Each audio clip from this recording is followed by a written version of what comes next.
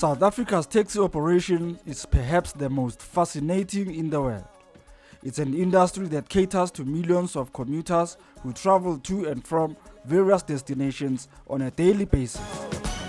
So now we understand why this industry is said to be making a mouth-watering whopping 16 billion rands a year.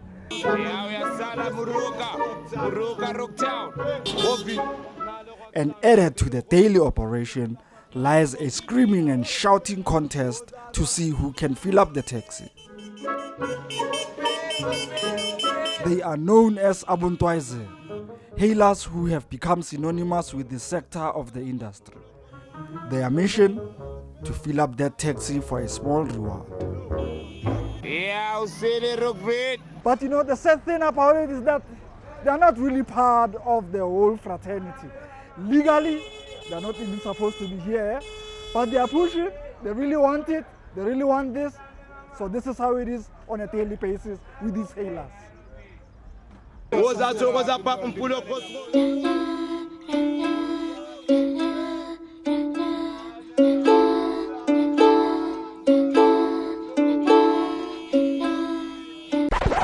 One of them killed. One of them killed. Most of them stop here, more ShopRite. Most of them are here at ShopRite, so there's not much activity of. Yeah, give. I want. Share. Give. 3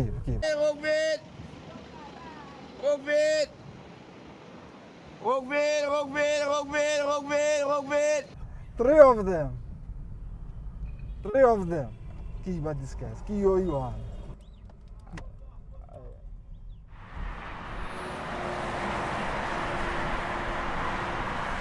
South Africa is a very interesting country, if I may tell you guys.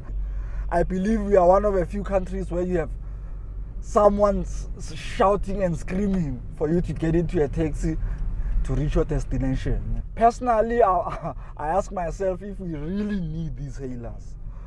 Because, you know, me growing up, they did not exist. We only knew of queue marshals. You know, the guys who help you with identifying different queues to different locations. You know, they will keep order on the taxi rank.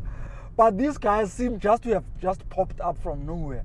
And they've turned this hailing thing into a somehow thriving business for them. However, their modus operandi can be likened to a jungle predator that pounces on unsuspecting prey. Even potential consumers tend to be wary of their unconventional advances that are filled with high-pitched screaming.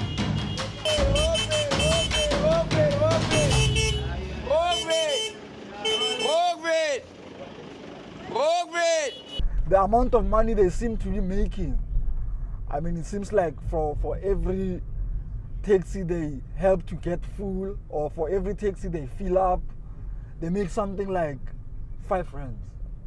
And if they are there from morning until sunset, you can imagine how much they make per day.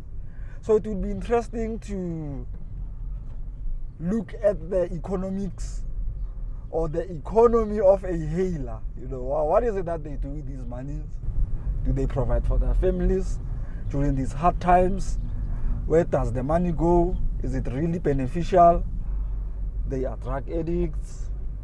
You know, so what they do is another form of income. That's it. So we are coming into this car wash where most of the taxi drivers bring their cars. Yep.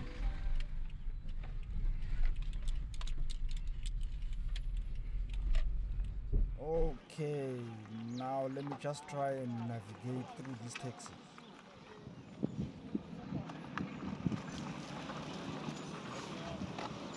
As I drive into the car wash, I stumble upon some of them who are in plain sight, right by the soccer fields.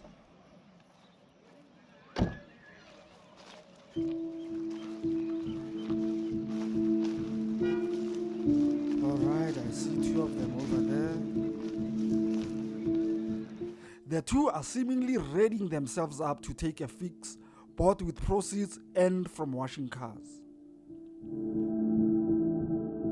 Interestingly, This hailer was not shy to explain his illustrious and decorated drug-taking career.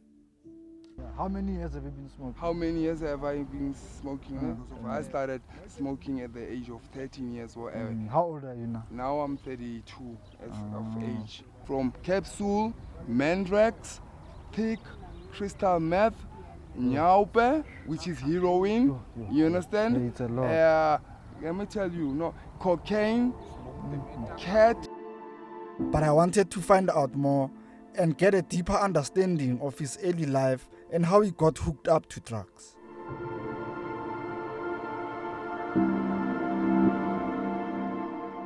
What kind of family are you from? Like, is My there a mother, family, father, is there everybody? I ain't got no mother.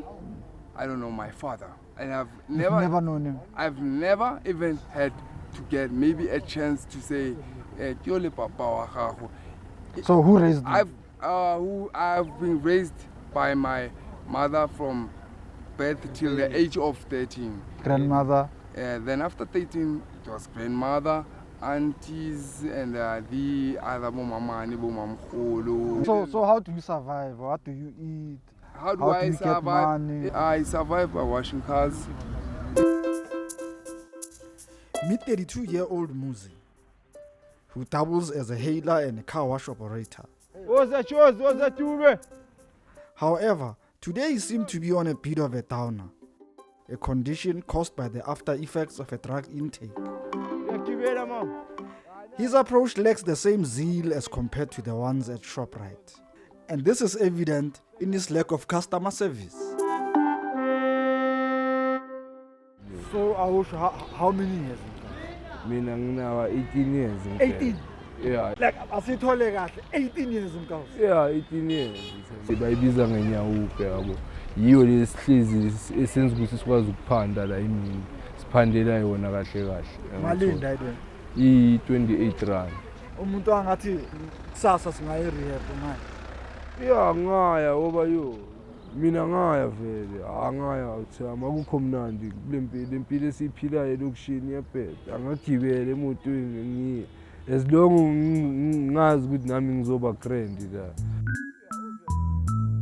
18 years is an entire schooling system period, and how he has survived so far is truly mind-boggling. And 18 years, So I asked the former driver, what's going on? 99% they are from good families. That 1% ke ona e leng hore ba sokola ko magabona, mara most 99% ke ntwe. But they are helping us a lot. Washing taxis for us, you know, babitsa batho for rona, town, local, that's nice. For we're gonna be benefiting from them a lot. Yeah. Wabana like what do at the same time ke mechanic. From Nyaupe to car wash to mechanic. So it's kind of like interesting and intriguing to see how the two actually correlate, how the two work together for a common cause, because obviously the driver needs his taxi to get full, the hailer needs to see that he's done a good job so that he gets rewarded, you know. So it's interesting how we'll be looking at how the two relationships, both driver and hailer, how the connection is between the two.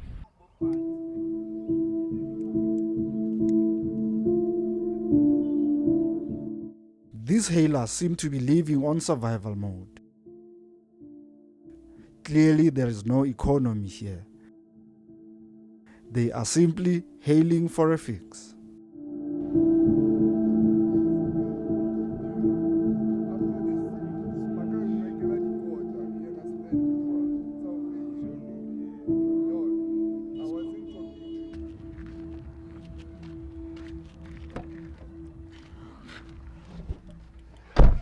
Yeah, wow, guys, what I've just witnessed is sheer. I mean, I'm shocked. I'm running out of words. I've never seen anything like this, guys. I've never seen a syringe go into somebody's neck like that. It's shocking for me. Yeah. we only see these kind of things in the movies, in the films. I never imagined that it was going on right in our backyards. It's really shocking for such young people from the age of 17 right up into the early 30s, into their mid 30s. You know, it's appalling. The stories that they are telling us, you know, the conditions that they are living under. It's mind-boggling that we have such kind of things happening in our society, you know. Damn, I've never seen anything like it.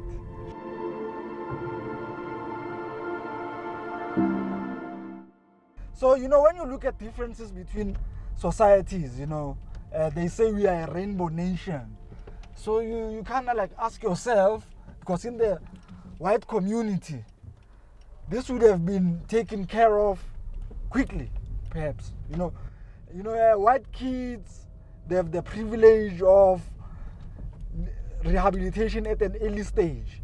I don't know, but I just don't believe they would wait for 18 years, 13 years, 15 years for a young person to go to rehab.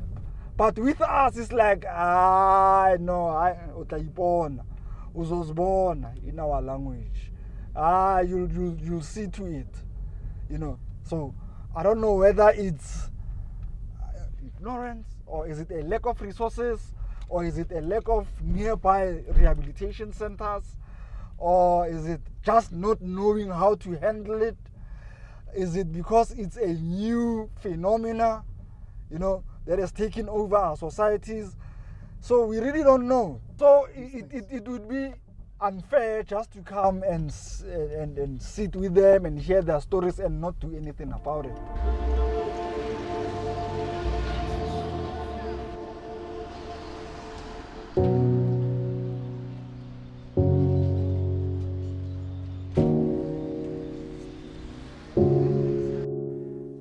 Throughout this journey, I'm now left with burning questions on whether everyone truly benefits from the lucrative industry. With so many people who contribute to the industry's growth, I believe there remain some holes in the operation between hailers and the taxi industry. Coming up next in part 2, we revisit the whole lot, who further elaborates on the possible social conditions that leads young men into a deep state of oblivion. Most of us were never raised up by our biological, and that thing is very dangerous because ukaba kuti go creating, ukaba kuti go polling, you will never make it. And also coming up, I get to engage with Muzi and his mother to seek divine intervention for his addiction. God will help you because God has a second chance for each and everyone.